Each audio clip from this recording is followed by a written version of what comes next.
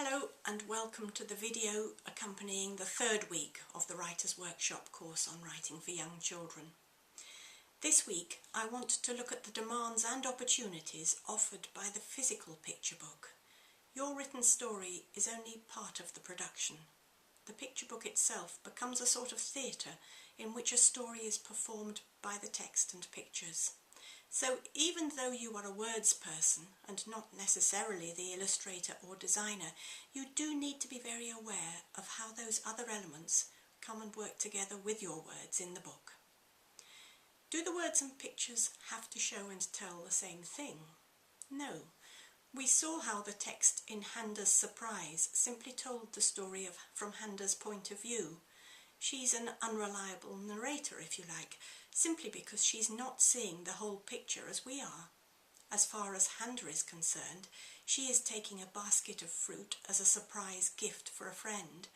She's unaware of the animals stealing the fruit as she goes, and so the text plays dumb to that part of the story too. And it's exactly that gap between what is shown and what is told that is so powerful. It leaves the child audience to fill the gap, and that way the story becomes theirs in a deliciously enjoyable way. The child audience becomes involved, and the story becomes more powerful as a result. A classic book that plays that leaving a gap between words and pictures game is Rosie's Walk. This is a story that is told in 32 words, and that's all.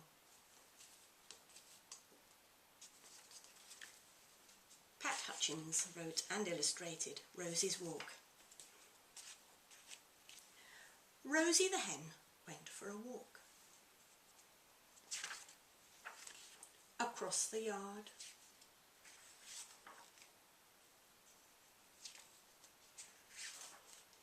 Around the pond.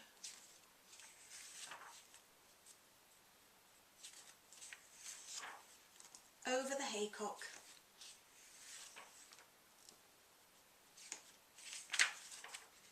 Past the mill.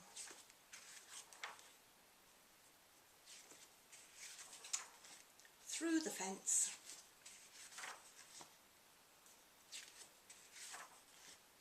Under the beehives.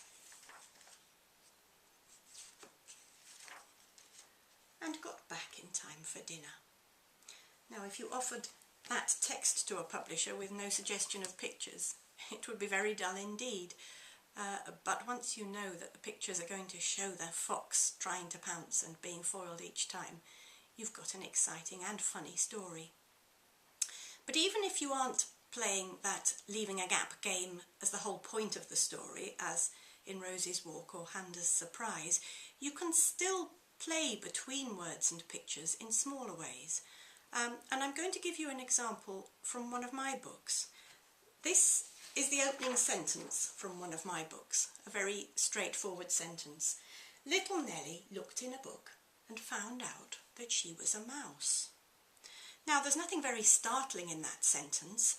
There is, I hope, a nice rhythm to it, and there's a bit of internal rhyme with look and book and found and out and mouse. But actually there's more to it than that, and that's because of the way it's placed in the book and alongside pictures.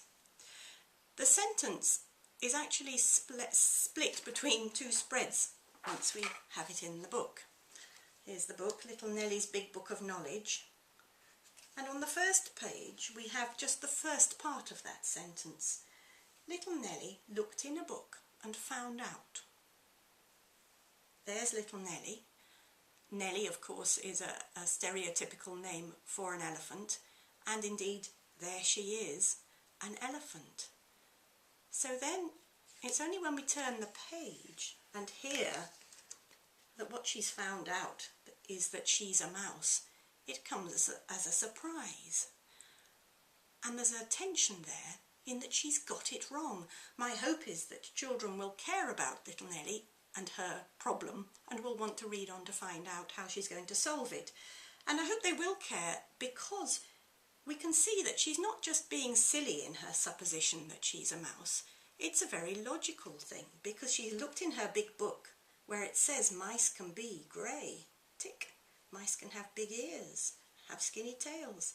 So she's not being silly. She's come to a logical conclusion. What's going to happen next? Now, I'm not going to read you the whole of that book because I very much want to read you a lovely brand new book that's just come out by Gemma Marino. It's called The Crocodile Who Didn't Like Water, and it's Gemma's very first book, so that's encouraging for you. Very first book, and yet it's already winning prizes. It's based on that familiar feeling that we can all identify with of being the odd one out, the only one who doesn't get it in some way. Gemma's made the subject comfortable to consider by using animals, the same trick that was used with owl babies. So what we have here is a misfit crocodile who turns out not to be a crocodile at all, but to be a dragon. And what I want to show you particularly is how Gemma has varied the use of the double-page spreads in her book to pace her story to optimum dramatic effect. Some pictures cover whole 2-page spreads, but in other places she divides her space to give a series of smaller images. It's a way of pacing the story, but also of bringing it to graphic life. Notice one place where she chops the spread into 8 horizontal strips to give a frame-by-frame experience of a dramatic episode. And in another place she gives us 4 pictures of the character on a single page as we work up and up to a great big sneeze that hits us when we turn the page. So here we go. Once upon a time there was a little crocodile, and this little crocodile didn't like water. Again, we have the unreliable narrator telling us that this is a crocodile, even though we're going to find out later that it isn't so, but this is the point of view of the character, and as far as he knows, he's a crocodile. He longed to play with his brothers and sisters, but they were far too busy with swim club, and this little crocodile didn't like swim club. What he really liked was climbing trees, but nobody else did. It was lonely having nobody to play with, so the little crocodile made a decision. He saved up his money from the tooth fairy, and he knew exactly what to buy with it.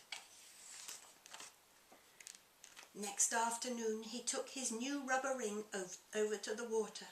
Today he would play with his brothers and sisters. But he couldn't play ball or swim underwater, and although climbing the ladder was fun, he just didn't want to jump. But he didn't want to be alone, so he decided one last time. 1, 2, 2.5, 3, splosh, glug, glug, glug, help! This little crocodile definitely hated water. It was cold, it was wet, it was embarrassing. But then something strange happened. His nose began to tickle, and the tickle grew and grew and grew until... tissue! This little crocodile didn't like water at all because he wasn't a crocodile. He was a dragon, and this little dragon wasn't born to swim. He was born to breathe fire. And he was born to fly. And then we end with the suggestion of a further book about the dragon who didn't like fire. So, a lovely book.